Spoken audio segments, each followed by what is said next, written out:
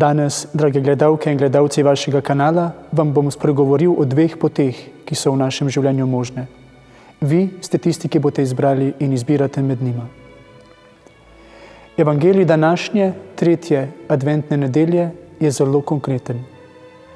Na vprašanje Janeza Krstnika, ali je Jezus tisti, ki ga pričakujejo, ali je on Mesija, ki naj bi prišel na svet, je Jezus odgovoril zelo kratko in jedrnato. Poslal je učence k Janezu in rekel, povejte mu, slepi spregledujejo, hromi hodijo, gluhi slišijo, mrtvi so obojeni in ubogim je oznanjan evangelij. In to je bilo dovolj, da je Janez verjel, da je Jezus Mesija, ki je pričakovan. Vsa ta dejanja, ki jih je Jezus izvrševal, pričujejo, da je on Bog in Mesija, ki naj bi prišel. Storil je dejanja, ki se niso zgodila nikoli prej in mnogi bi radi dodali in se niso nikoli poslej. A ni tako, dragi bratje in sestre. Jezus je svojo moč, moč ozdravljanja, moč odpuščanja in moč blagoslova podelil apostolom, duhovnikom in vernim, ki vanj verujejo. Zato so vsa ta znamenja navzoča v cerkvi še danes. Slepi spregledujejo, gluhi znova slišijo in bolniki ozdravljajo. Dvomim, da kdo med vami ne pozna Lourda, tega milostnega kraja v Franciji, kjer se že desetletja godi toliko čudežev, nenadnih in velikih ozdravljenj. Bolezni, ki so zelo raznolike, od raka, ohromelosti, notranjih duševnih bolezni in tako naprej. Na tisoče je zabeleženih primerov nenadnih in trajnih ozdravljenj.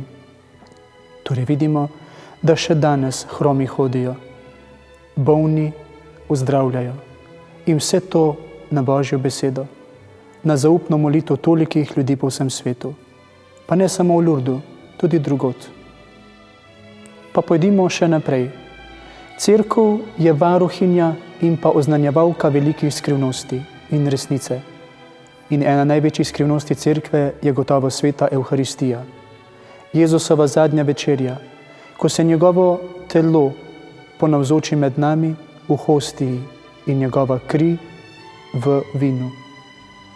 Bodimo pošteni. Običajno te spremembe mi ne vidimo, ampak čutimo Božjo navzočnost v svojem srcu in življenju. Včasih pa Bog dovoli, da se kruh spremeni na zelo viden način v Jezusovo meso in vino v njegovo kri. In to imenujemo evharistični čudeži. Poznamo jih po vseh koncih sveta.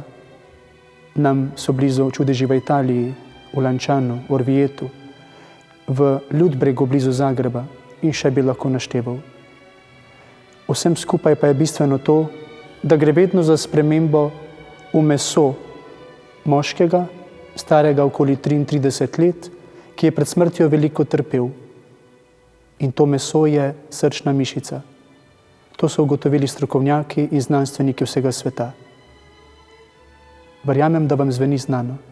Moški star 33 let, ki je pred smrtjo veliko trpel. To je Jezus. In danes živi med nami v Koreji zelo znana Julija Kim. Pri vsaki sveti maši, ko sprejme obhajilo, se v tistem trenutku hostja spremeni v košček mesa, v košček Jezusovega srca. Kako čudovito in veliko znamenje, s katerim Bog potrjuje svojo navzočnost med nami, da je še vedno navzoč v svoji cerkvi in med nami ljudmi. In to je pot. In to so znamenja, ki nam pomagajo spoznati, da je Bog še vedno z nami.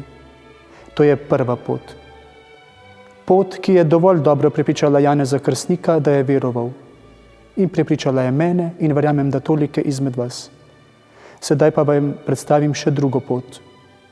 To je pot, ki nam jo dan danes ponuja svet.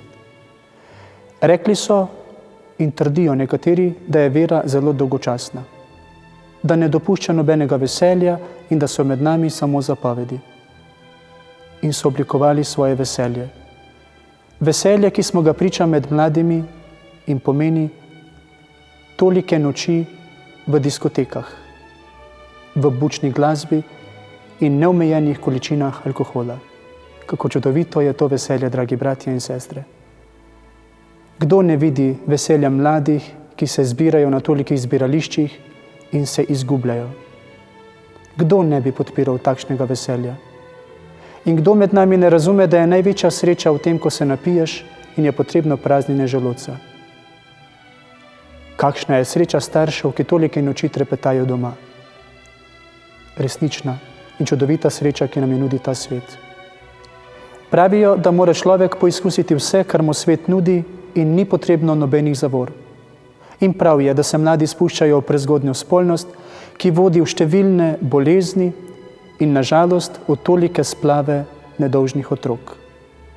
Nič ni narobe, dragi bratje in sestre, s tem, če telo ženske, ki je namenjeno, da rodi življenje, postane grob nerojenih otrok. Pravijo, da je to svoboda. Kako čudovita je ta svoboda. In kako čudovito je veselje vseh teh ljudi. In to je veselje, ki nam ga ponuja svet. Jaz pa pravim samo eno: hvala za takšno veselje. Jaz vem, komu sem veroval in komu sem zaupal svoje življenje. Vem, kdo mi prinaša mir, radost in srečo. To je pot Boga. Pot ljubezni, spoštovanja, veselja, pot molitve, tudi odpovedi, ampak predvsem veselja in Božje bližine. Zelo si želim, da bi tudi vi in mi vsi skupaj hodili po tej poti. To je po poti Boga, ki nam prihaja naproti in nam pomaga.